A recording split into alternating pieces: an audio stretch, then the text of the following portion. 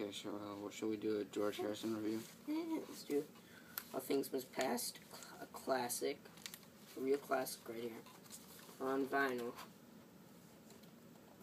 Yeah. It's a box set, basically. Yep. It's a triple album. It's not just a double album, it's a triple album. First triple album ever. Is it? I think so. But this was like 1970. And personally, it's one of my favorite albums. Yeah, it's one of the best albums I love. It's one of the best albums With ever. Abbey Road. One of the more underrated ones. In Rolling Stone's like top 500 albums, it was in like 400 something. I think it's like a top 50 album. Top 200.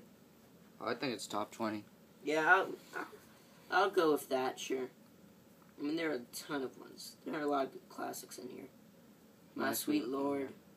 Isn't It a Pity's Good? What Is Life? Run of the Mill.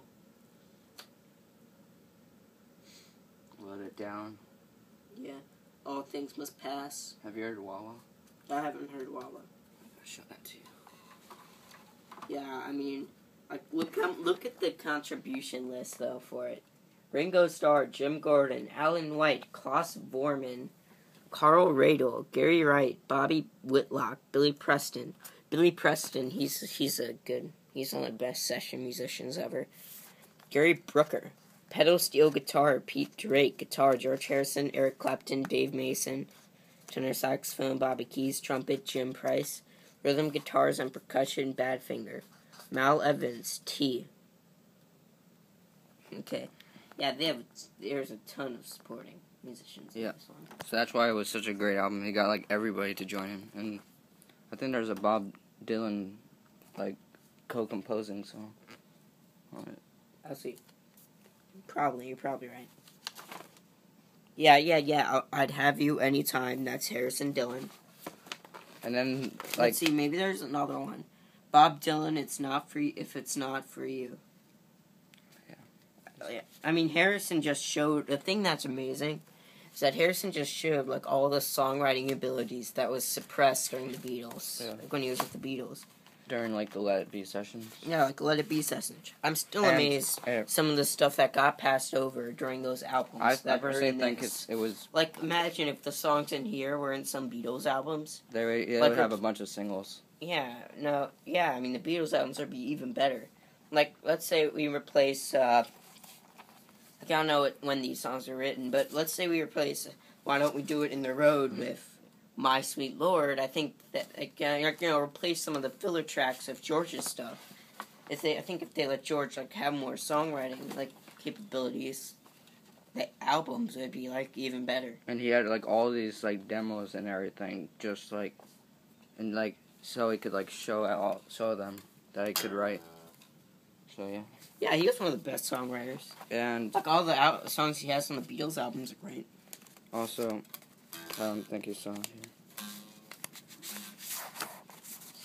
Just put this here. Apple Jam. It's just a bunch, like 5 songs with a jam, like with almost everybody on the album. Just like they have Eric Clapton, Bob Dylan. Wow, a jam, like just a.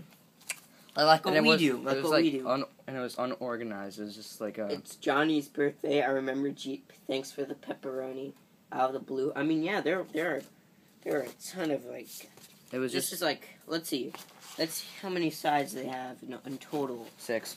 6 sides. That's like... Like, let's say 2 sides of an album. It's a triple album. Okay. Triple album right here. First ever. So I think it's... Top 100, Max thinks it's top 20. I agree with him there.